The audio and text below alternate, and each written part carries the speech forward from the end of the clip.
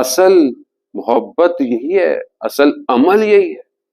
انسان عبادت کرتا رہے، دن بہ دن روزے رکھ رہا ہے، نمازیں پڑھ رہا ہے، مگر اس کے اندر تبدیلی نہیں آ رہی، چینجز ہی نہیں آ رہی، اس کا مطلب کیا؟ اس کا مطلب گڑبڑ ہے کہیں نہ کہیں. کہیں نہ کہیں انسان پرابلم میں تو ہو ہی نہیں سکتا. انسان جو ہے وہ ڈیلی اس کی بارگاہ میں جائے اور اپ گریڈ نہ ہو.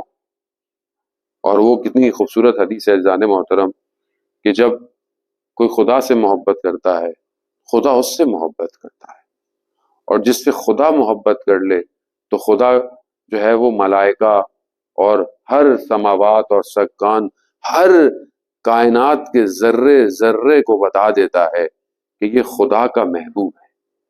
اور جس کے لیے پوری کائنات کی ہر چیز کو پتا ہو کہ یہ کائنات کا محبوب ہے، یہ خدا کا محبوب ہے، پتھر بھی جانتے ہوں، پہاڑ بھی جانتے ہوں، تو کیا اس کی دعا آسمانوں سے واپس آئے گی؟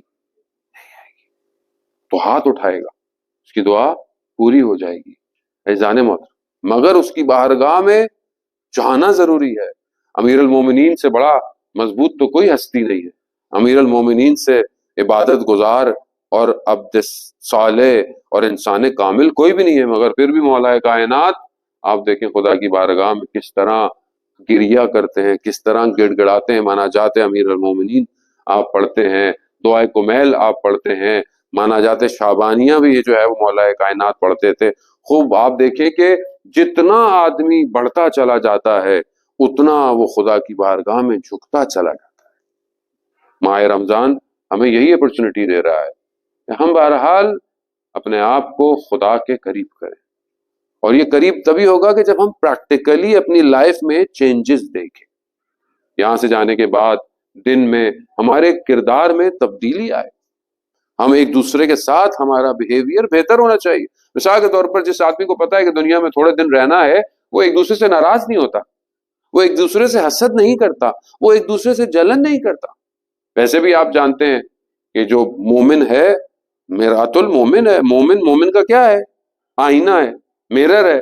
اگر میں آپ کی برائی کر رہا ہوں تو اس کا مطلب ہے میں آپ کی برائی نہیں کر رہا، میں اپنی برائی کر رہا ہوں. اور مومن کی حرمت کعبے کی حرمت سے افضل ہے. یعنی کعبے کی کتنی حرمت ہے، لیکن مومن کی حرمت کعبے کی حرمت سے زیادہ افضل ہے. تو مجھے کیسا ہونا چاہیے؟ یہ اس لیے ہے کہ تب ہم معاشرہ ایک اچھا بنا ہی تبھی سکتے ہیں کہ جب ہم ایک دوسرے کے ساتھ اچھے ہوں گے، ایک دوسرے کے ساتھ ہمارا کردار اچھا ہوگا. اگر ہمیں کسی کی برائی نظر آئے، عیب نظر آئے، نہ کہ ہم اس کو دوسروں کو بتائیں. خوب یہ روایات، احادیث، علماء کی سیرت یہی کہتی ہے اگر تم کسی کی اصلاح کرنا چاہتے ہو، کسی سے محبت کرتے ہو، دوست رکھتے ہو، پسند کرتے ہو، تو لوگوں کے سامنے اس کی برائی کا ذکر مت کرو، بلکہ تنہائی میں اس کے ساتھ اس کو ہمدردی کے ساتھ سمجھاؤ کہ اگر یہ برائی ہے، یہ چیز ہے، یہ تمہارا کردار ہے، یا جو بھی ہے بہرحال. لیکن لوگوں کے سامنے برائی عیاں کرنا، یعنی خدا نہ خواستہ کہیں یہ نہ ہو کہ یہ توق آپ کے گلے میں تو رہ جائے اور وہ شخص خدا کی بارگاہ میں معافی مانگ لے رات کو جا کے، اور قیامت تک آپ کے گلے میں توق جو آپ دوسروں کے سامنے اس کے اس کردار کو افشا کر دیا. آپ دیکھیں خدا کتنا رحمان ہے. صدر اسلام کا واقعہ ہے، ابھی شراب نئی حرام ہوئی تھی. ایک جوان ایک برتن میں شراب لے کر جا رہا تھا، سامنے سے رسول خدا آ گئے. اب اس جوان نے کہا پروردگار اگر رسول نے پوچھ لیا تو میں کیا جواب دوں؟ پروردگار تو عزتوں کو بچانے والا ہے، تو عزتوں کو قائم کرنے والا ہے. اب ایسے میں جیسی رسول آئے، رسول نے پوچھ بھی لیا اور اس نے کہا کہ اس میں شہد ہے. اب اس نے کہا کہ رسول مجھے جانے دیں گے، مگر اس کے دل میں کہ کہیں رسول خدا یہ نہ کہہ دے کہ مجھے شہد چکھا دو. وہی ہوا، رسول خدا نے کہا کہ دکھاؤ میں بھی اس شہد کو دیکھوں. بس اس نے کہا پروردگار اس لمحے میں میری عزت تیرے ہاتھ میں ہے، میں تیرے محبوب کے آگے رسوا نہیں ہونا چاہتا. اب آپ دیکھیں خدا کتنا رحمان ہے، خدا نے اس کو شہد میں تبدیل کر دیا.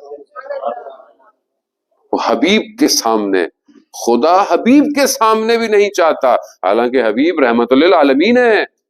اگر حبیب کے سامنے بھی کوئی چیز آتی تو رحمت کرنے والا ہے. عزیزان محترم، پروردگار اپنے مومن جو اس کی عبادت کرتے ہیں اس کے لیے ملائکوں کے آگے بھی پردے ڈال دیتا ہے، ملائکہ کے آگے بھی پروردگار کہتا ہے ملائکہ کو بھی نظر نہ آئے اگر میرا بندہ کہیں غلطی، اس لیے تو کہتے ہیں کہ اگر خدا نہ خواستہ آپ سے غلطی ہو جائے تو کچھ گھنٹوں میں توبہ کر لیں، کیونکہ ان کچھ گھنٹوں تک خدا ملائکہ کو بھی نہیں دکھاتا کہ میرے بندے نے کوئی گناہ کیا ہے۔ تو ہم کیسے ایسا کر سکتے ہیں کہ ہمیں کسی کی برائی نظر آ جائے، کوئی غلط کام کرتا ہوا نظر آ جائے اور ہم اس کو افشا کر دیں، ہم اس بات کو پھیلا دیں؟ ہم خدا کی بارگاہ میں کیا جواب دیں گے عزیزان موت؟